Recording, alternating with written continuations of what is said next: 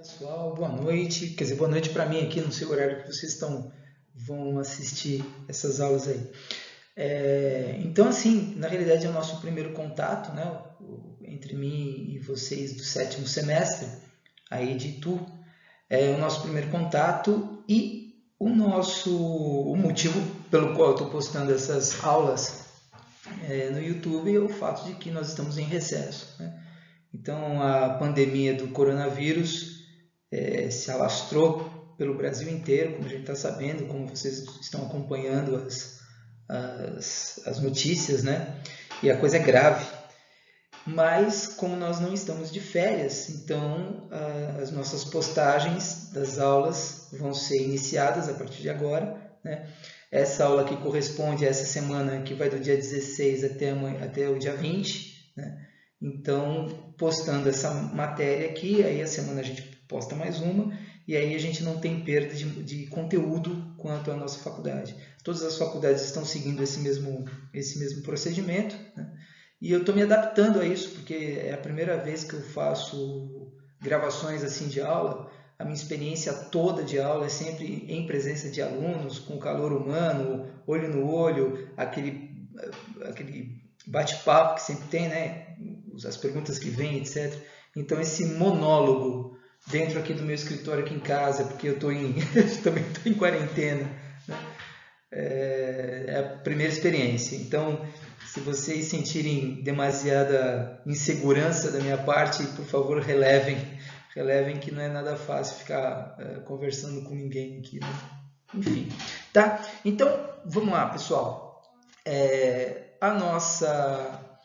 Essa nossa matéria, Direito Processual Civil 5, né? Depois eu ainda vou postar a matéria de Direito Civil. Então, aqui corresponde ao Direito Processual Civil 5 e a nossa matéria, que a gente inclusive começa hoje, né?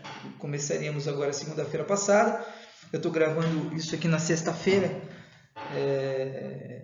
Então, estamos dentro da semana programada. E a gente começa a falar hoje sobre os procedimentos especiais, tá? Nós já falamos sobre as tutelas de urgência, né?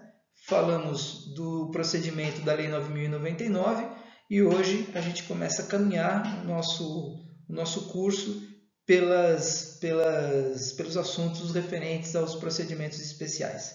Tá bom? Vamos lá para a próxima tela. Então, procedimentos especiais. Bom, vamos lá. Primeira coisa que a gente tem que conversar aqui a respeito de procedimento é falar sobre a diferença entre ação, processo e procedimento, tá? Para a gente poder começar entendendo por que se chama procedimento especial. Então, vamos lá. Primeiro, a ação é um direito subjetivo, um direito fundamental, constitucional, subjetivo de todo cidadão que tem o direito, obviamente, né, o direito de ação, o direito de petição, de poder pedir a solução de um conflito que ele tenha, pedir ao Poder Judiciário que ele dê uma resposta a esse conflito. Isso que a gente chama de direito de ação, direito subjetivo. Só que esse direito subjetivo, para poder ser efetivado, ele precisa de um instrumento. E o instrumento é justamente o processo. Então, o processo é um conjunto de atos processuais, né? E que é denominado um instrumento da jurisdição colocado à disposição do cidadão para ele fazer valer o seu direito de ação, o seu direito fundamental de ação. Maravilha. O procedimento é o conteúdo desse processo, né? O procedimento é o estofo desse processo. O processo é como se fosse uma caixa vazia, vamos combinar assim, né? Vamos pensar assim, uma caixa vazia. Tudo aquilo que tem dentro do processo, que é uma concatenação de atos processuais, é o que a gente chama de procedimento, né? Via de regra, a gente tem 3 procedimentos, genericamente falando. O primeiro procedimento é o chamado procedimento comum, né? É o processo comum. É um procedimento de conhecimento, né, que tem como objetivo solucionar litígios, basicamente, né? Conhecer os argumentos do autor e do réu para que o juiz se convença e dê uma sentença. Sentença essa que vai ser condenatória, constitutiva ou declaratória, dependendo da natureza do processo. Então, o que a gente chama de processo de conhecimento. Às vezes, o processo ele tem o objetivo apenas de efetivar um direito, né? De dar eficácia a um direito. É o que a gente chama de processo de execução, né? Então, via de regra, seja pelo cumprimento da sentença, né? Sentença que é o culminar de um processo de conhecimento, ou seja, porque existe como se fala, um título executivo extrajudicial. O que eu tenho? Eu tenho um processo de conhecimento, né? Um processo que tem o objetivo apenas de fazer cumprir um direito que já é líquido, certo e exigido, né? Isso geralmente se dá por meio de um título executivo judicial, se for a sentença, extrajudicial, aí se for uma nota promissória, um contrato, se for uma escritura, se for um cheque, títulos de crédito em geral, tal. Né?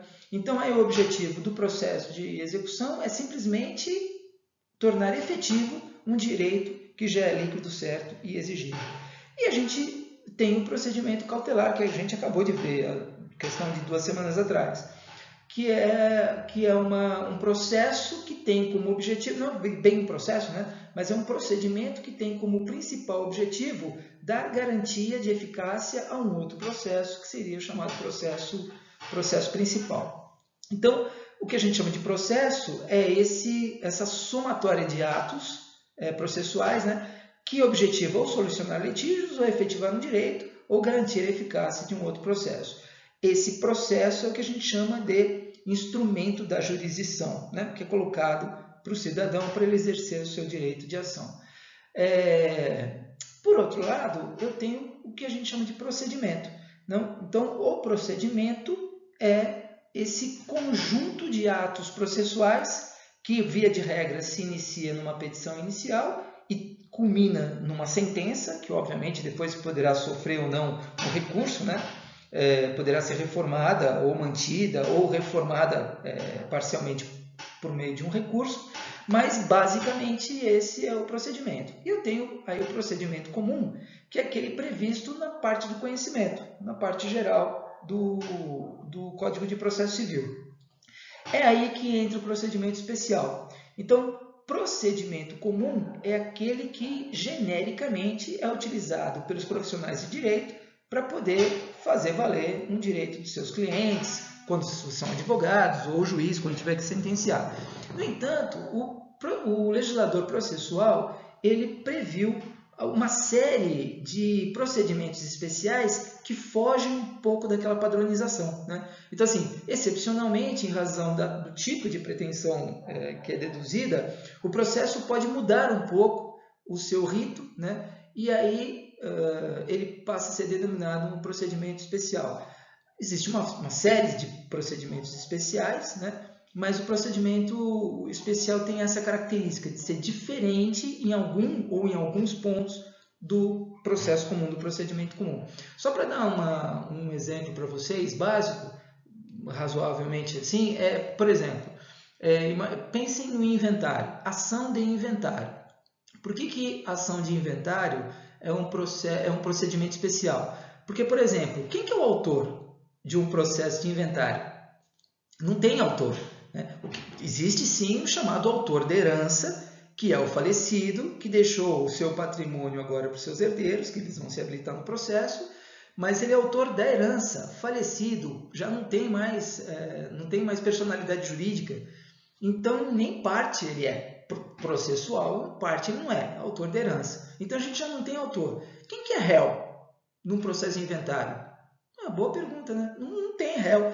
Existem interessados, que são os herdeiros, sejam eles legítimos, sejam eles testamentários, mas que são herdeiros, né? Que são interessados para que ao final do processo haja partilha e cada um fique com o seu quinhão hereditário aí reservado para si.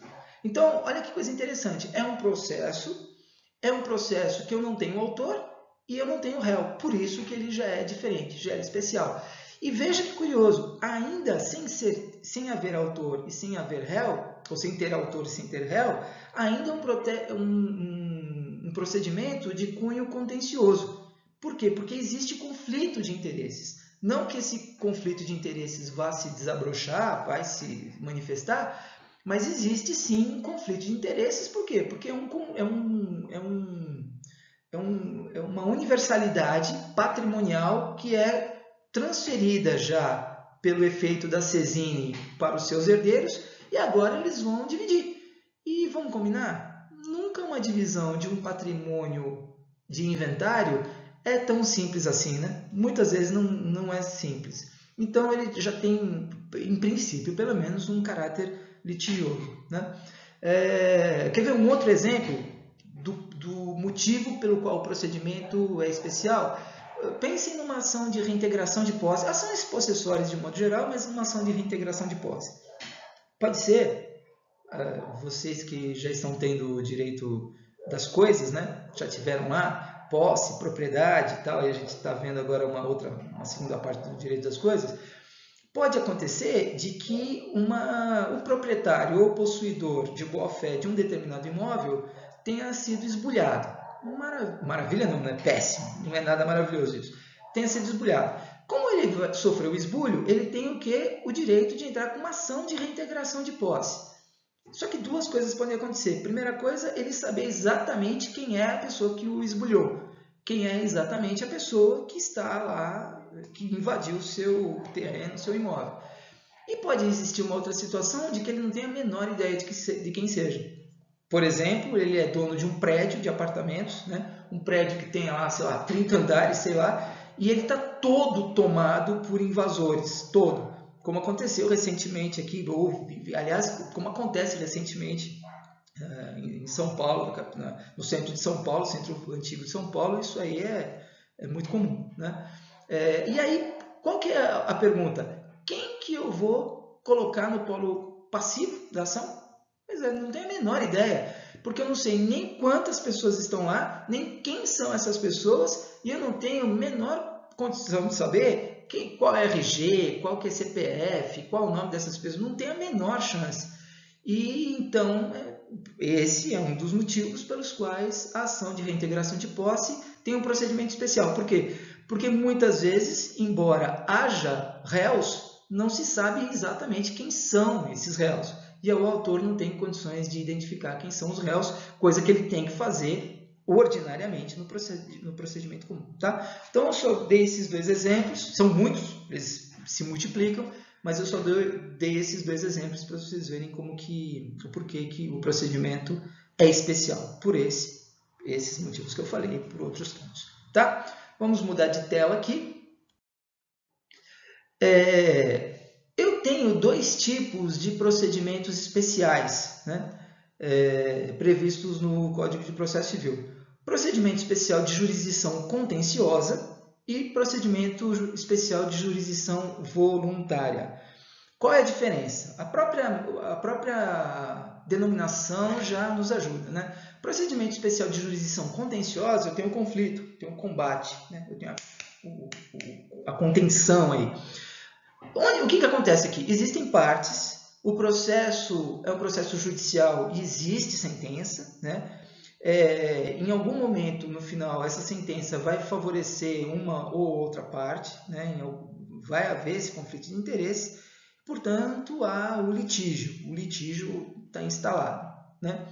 E, por outro lado, no procedimento especial de jurisdição voluntária, eu tenho, na realidade, apenas o juiz atuando quase como um administrador, né? Quase como se fosse um tabelião, mais ou menos isso. Por quê? Porque ele exerce uma função, que é uma função estatal, e mediante um processo, inclusive, né? Mas ele não soluciona um conflito praticamente, né? Ele atende apenas o interesse das partes, ele declara esse interesse das partes, né? Ele formaliza esse interesse das partes, mas não existe um conflito instalado, né? Apenas existe a atuação judicante. Aliás, existe a atuação do juiz, mas de natureza muito mais administrativa do que judicial, né? Então, nem é judicante, é meramente administrativa. Para dar um exemplo clássico disso, é o caso do divórcio consensual, né? Ou seja, o que acontece na prática hoje em dia? Muitas vezes o juiz nem vê o casal. Então, o casal já representado sempre por um advogado, eles apresentam uma petição inicial, já dizem que eles estão plenamente resolvidos em relação à guarda dos filhos, em relação à divisão dos bens, em relação à pensão dos filhos e eventualmente deles e tal. Não há nada que se discutir, está tudo certo, quem vai ficar no imóvel do casal, quem vai sair do imóvel do casal, como vai ser a visita, está tudo certo. O que acontece? O advogado se apresenta lá no juízo, ele protocola essa petição inicial e muitas vezes o juiz nem faz audiência nenhuma, ele já simplesmente exara lá a sentença, que depois é publicada, né?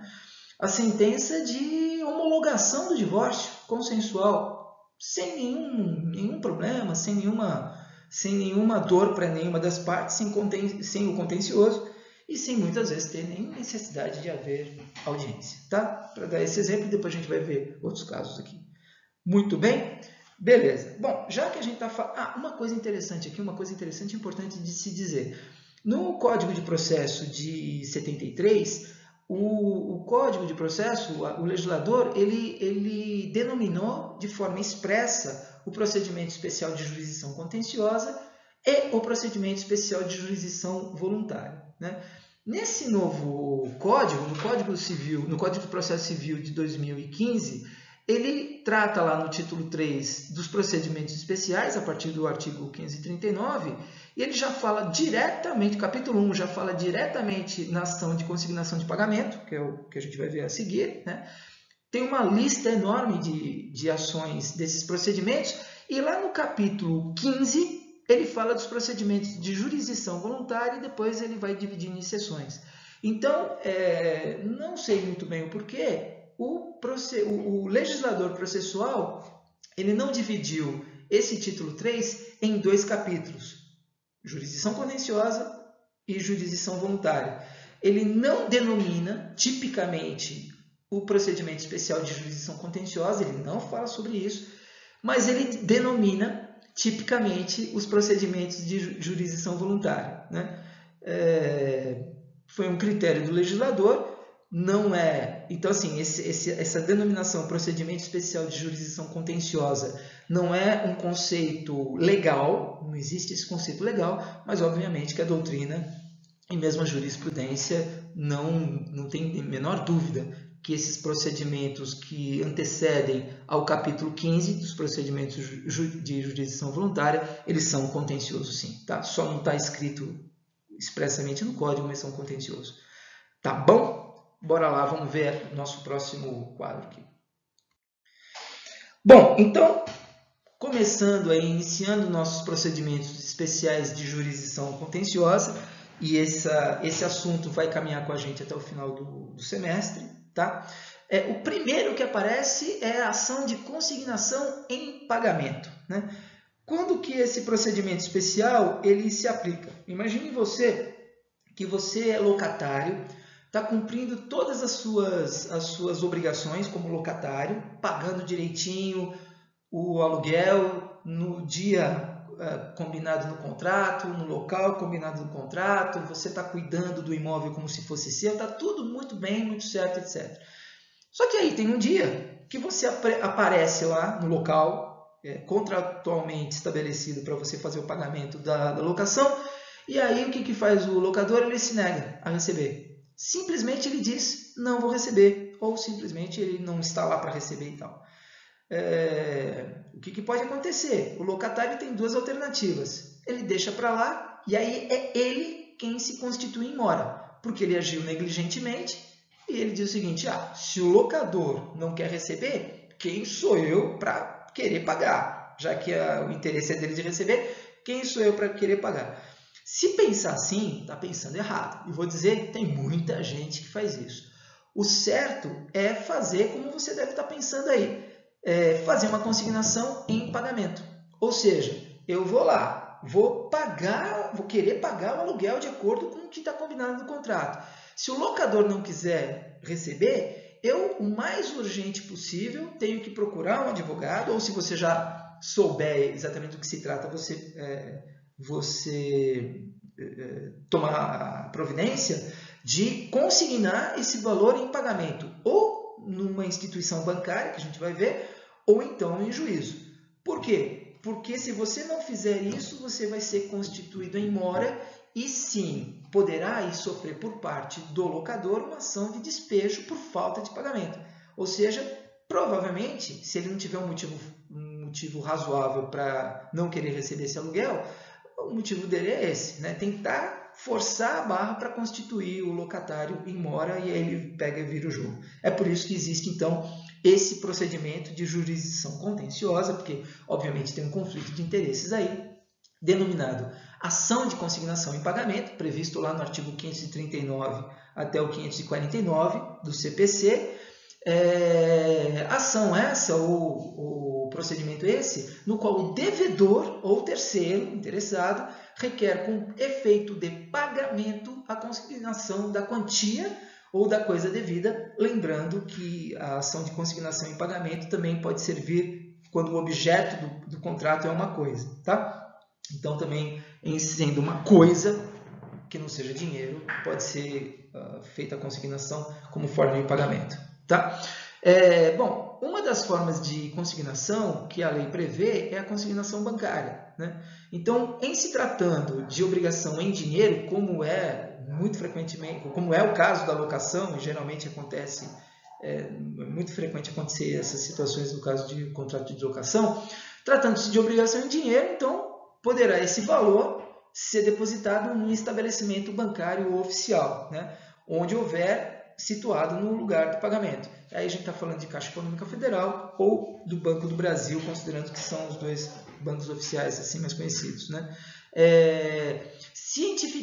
Cientificando-se o credor por carta com aviso de recebimento, uma providência que o próprio banco toma, né? Para que ele em 10 dias se manifeste sobre sua recusa.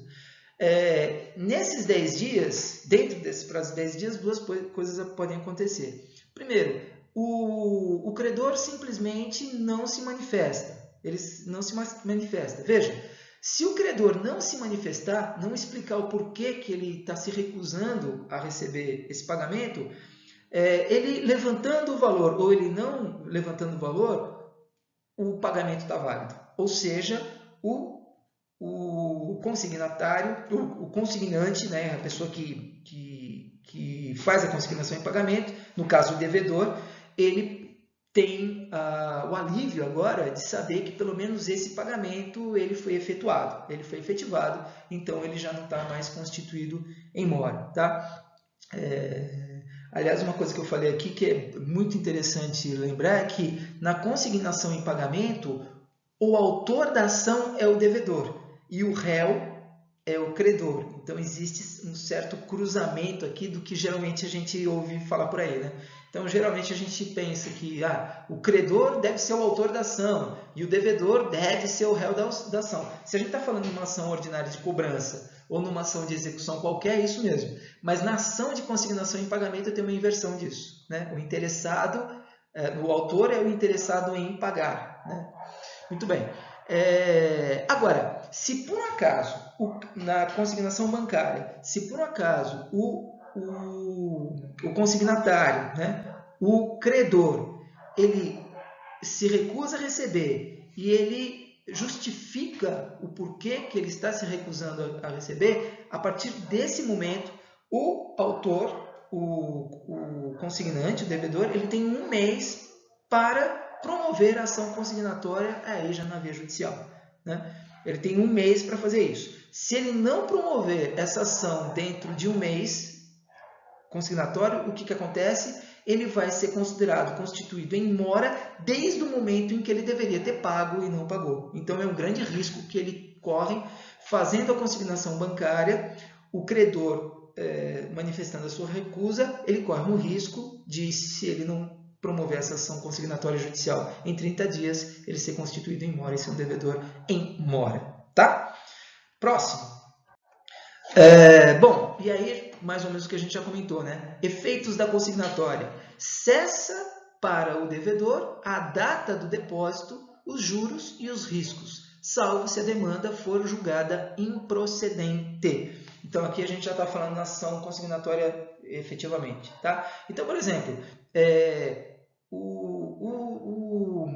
como se fala? O autor, o consignante, ele entra com a ação e ele requer o prazo de 5 dias para poder fazer o depósito desse valor. Muito bem, do depósito do valor da coisa, tanto faz, dependendo do objeto do contrato. E aí, quando ele faz esse depósito, cessa para ele os juros e os riscos da falta do depósito. Quando se fala em riscos, é justamente o risco da mora, o risco de um despejo, o risco da constituição da mora e a obrigação dele pagar multa de mora, né? Então, são esses os efeitos da consignatória, se a consignatória for julgada procedente. Porque se ela for julgada improcedente, ele passa a ser constituído como um devedor em mora a partir do momento do vencimento que não foi feito. Tá? Do vencimento que não foi feito, do vencimento cujo pagamento não foi efetuado. Tá bom?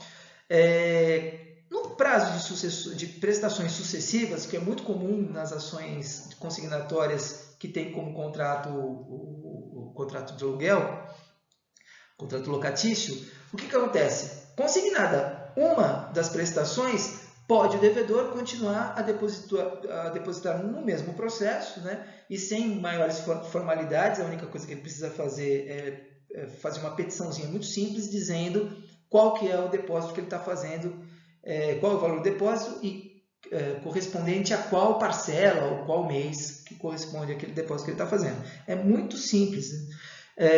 E aí ele vai depositando as que forem se vencendo, desde que ele sempre faça em até 5 dias contados da data do respectivo vencimento. Então, assim, a partir do vencimento, ele sempre vai ter esse chamado delay, né, esse prazozinho de 5 dias para que ele deposite. Se ele não fizer esse depósito dentro de 5 dias, no caso de prestações sucessivas, na realidade ele está dando um tiro no pé, porque aí ele vai estar constituído em mora em cada uma dessas vezes que ele atrasar mais 5 dias. Tá bom? Vamos lá, próxima tela, Vamos ver aqui, de forma bastante resumida, embora também a ação de consignação em pagamento não seja muito mais complexa do que isso, mas como é que é o procedimento, né, da consignação em pagamento. Vamos lá. Petição inicial. O autor vai requerer o depósito da quantia ou da coisa devida a ser efetivado no prazo de 5 dias contados do deferimento. Então veja que ele não é obrigado a depositar a quantia ou a coisa no momento em que ele peticiona e distribui a ação. Petição inicial e distribuição, não. A partir do deferimento da aceitação da petição inicial e da instituição do processo, efetivamente, dentro de 5 dias, então, ele tem o prazo para fazer o depósito. Tá? Ele vai, então, fazer constar da petição inicial a citação do réu para levantar o depósito ou oferecer a contestação, e se não for realizado o depósito no prazo do inciso 1, o processo será extinto sem resolução do mérito. Se o depósito não for feito no prazo de 5 dias, o processo será extinto sem resolução do mérito, e aí ele, consignante e autor, ele se constitui em mora mesmo. Ele está simplesmente faltando com a sua obrigação de pagar no tempo certo. Tá?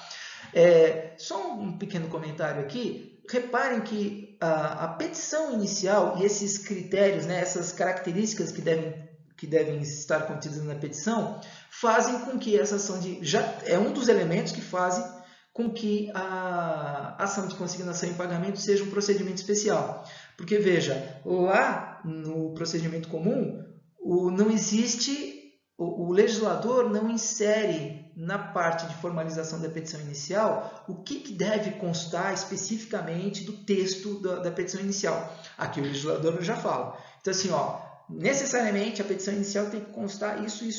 E vai dizendo até o que ele tem que escrever na petição inicial, né? De forma bastante minuciosa. Então, é um dos motivos pelos quais a ação de consignação em pagamento não é uma ação comum e é, sim, um procedimento especial. Né? Bom, na contestação, o réu pode alegar o quê? Que não houve recusa ou mora em receber a quantia ou a coisa devida. ele tem que provar. Mas ele pode simplesmente dizer o seguinte, não, ele estava lá no dia, estava lá para receber, ele não pagou porque ele não quis. Simplesmente assim, né? Ou então ele pode dizer o seguinte, não, eu não paguei, foi justa a minha recusa. Sabe por quê? Porque naquele dia ele quis me pagar em pesos paraguaios. E eu digo, o que me interessa? Em dólar americano o cara não vem me pagar, mas em pesos paraguaios ele vem. Então é absolutamente justa essa recusa, né? Até porque os contratos nacionais eles devem ser estabelecidos em moeda nacional, não venha com moeda estrangeira, né? Em tese nem em dólar americano poderia ser pago, tá? Então nesse caso seria, por exemplo, um exemplo de justa recusa. Ou então ele vai dizer o seguinte, o réu, ele pode dizer o seguinte, que o depósito não se efetuou no prazo e nem no lugar do ou no prazo ou no lugar do pagamento. Perfeitamente isso, hein? Perfeitamente isso. Imagine esse... Bom, primeira coisa, no contrato tem que se estabelecer qual é o valor do pagamento, quando que o pagamento vai ser efetuado e em que local que vai ser efetuado, né? Então, assim, o pagamento, para ele ser pagamento propriamente dito, para ser pagamento efetivamente, ele tem que contemplar esses três elementos. O valor, o local e a data em que ele vai ser efetivado. Então, o que pode acontecer tá, eu vou dar uma situação hipotética, mas é possível que isso aconteça. Então, assim, está combinado no contrato que o pagamento será sempre feito na residência, no domicílio residencial do devedor. Pensar no locatário, né? Então está combinado. Eu, locador, eu me desloco até a sua residência e vou receber lá o pagamento.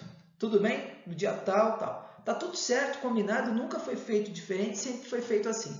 Aí, em um determinado dia, o que acontece? O locatário sai da sua casa, vai até a casa do locador na data vencida do vencimento, né? E com o dinheiro combinado no contrato. Mas aí ele se desloca da residência dele, que seria o local do pagamento, e vai até a casa do locador. E aí ele diz o seguinte, olha, bate na campainha, ele diz o seguinte, olha, eu vim pagar o aluguel do seu pai. O seu pai está aí? Aí quem atendeu falou assim, olha, o meu pai está aqui, mas ele está numa reunião. Ou então ele está fazendo ele está preparando aula, ele está gravando uma aula para os alunos por conta do coronavírus aí. Então ele não pode atender. Não, mas fala para ele vir me atender aqui na porta, manda ele dar um stop lá, manda ele vir me atender aqui na porta, porque eu estou aqui com o dinheiro dele para fazer o pagamento. Eu vou ter que sair à tarde, ou eu não vou poder atender, ou isso ou aquilo, então eu estou vindo pagar aqui, por favor, peça para ele me atender. A pergunta que eu faria para vocês se eu estivesse em sala de aula ele é obrigado a receber esse aluguel ou ele não é obrigado a receber esse aluguel, o locador? E você certamente, 100% da classe, me responderia que ele não é obrigado a receber. Mesmo que para o locador, em tese, fosse mais cômodo, fosse mais conveniente. Pô, ele sempre tem que ir até a casa do locatário. Dessa vez o locatário vem e recebe aqui, para ele seria mais conveniente, mas ele não é obrigado a receber. E mais ainda, se ele, à tarde, porque data de vencimento posso ir no horário comercial, o horário que eu quiser. Se à tarde ele for até a casa do locatário e o locatário não estiver lá para pagar e não fizer o pagamento, porque ele não está lá, ele será constituído em mora, ele está em atraso. Mesmo que antes ele tenha procurado o locador na residência do locador. Por quê? Porque simplesmente ele de forma absolutamente unilateral, ele quis, na prática, modificar uma cláusula contratual que era o local de pagamento. Então, o locador não é obrigado a aceitar. Tá? Então, esse seria o motivo do inciso 3. E, finalmente, o locador, réu, na ação consignatória, ele pode dizer o seguinte, olha, o depósito não foi integral. Simplesmente não foi integral. E aí, por vários motivos. Né? Então, se ele disser que não foi integral, ele poderá dizer isso na contestação, explicar. Agora, tem um detalhe. Se por acaso a alegação for de que houve insuficiência de depósito, o que a lei dá de direito, sem perguntar para o juiz, o que a lei dá de direito para o autor? Ele tem o direito de completar esse valor em 10 dias, se ele achar conveniente, se ele quiser. Tá? Então, aí, se a contestação tiver como motivo a insuficiência do valor, dizendo que o valor não é integral, então o consignante ele tem direito de completar esse valor. Tá bom? Que mais? Pedido julgado procedente. O que acontece? Se o pedido for julgado procedente, significa que a consignatória do devedor ela é justificada. Então, procedente a ação, tudo bem. O juiz vai declarar extinta a obrigação, essa obrigação específica que foi discutida no processo consignatório, e vai condenar o réu, que era o credor, ao pagamento das custas processuais e mais honorários de sucumbência do advogado, do consignante, do devedor. Né? Então, a ideia é essa. A ação de consignação em pagamento é um procedimento especial, jurisdição contenciosa, porque só por essas linhas que eu passei para vocês, você percebe que existe um conflito aí instaurado. O devedor que quer pagar e o credor que não quer receber, por esses vários motivos que a gente mais ou menos passou aqui para vocês. Muito bem? Muito bom. Então, pessoal, vamos encerrando aqui, né? A nossa matéria está dada. Nós estaremos lecionando esse ponto no dia 16, tá? 16 agora de março. E aí, na semana que vem, a gente dá continuidade às nossas aulas, por enquanto gravadas, né? E, se Deus quiser, a gente vai conseguir não pegar coronavírus, a gente vai conseguir voltar para as aulas sãos e salvos, tá bom? Pessoal do sétimo, um grande abraço, um grande beijo para vocês. Bom final de semana, a gente se vê. Tchau, tchau, até mais.